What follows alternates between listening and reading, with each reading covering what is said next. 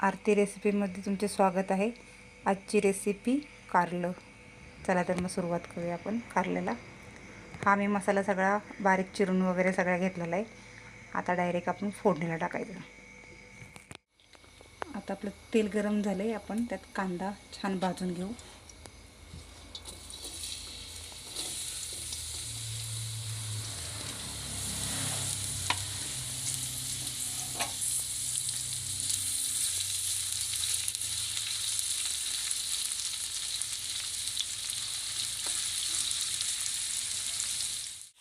कांदा आपला छान भाजलाय, आपण आता मसाला टाकू।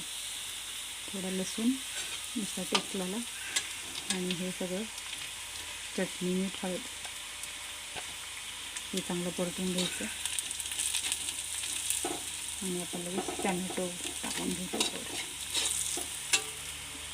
टॅमॅटो टाकायचं।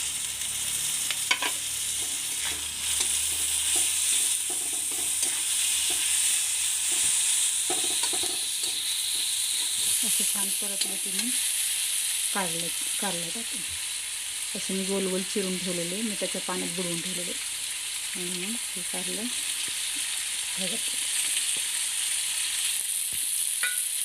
मग थोडासा गुळाचा खडा बारीक गॅसवर परतायचं छान। हे असं परतलं आता झाकण ठेवू आणि 1 मिनिटासाठी आपण झाकण ठेवून शिजवून घेणार। आणि नंतर मग त्याच्यावर कोथिंबीर आणि शेंगदाण्याचा कूट टाक। आपलं कारलं तयार आहे। आता आपण थोडासा शेंगदाण्याचा कूट टाकू,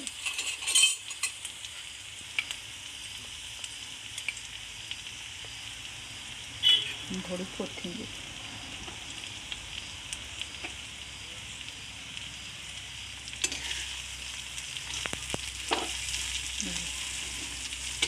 खूप छान शिजले।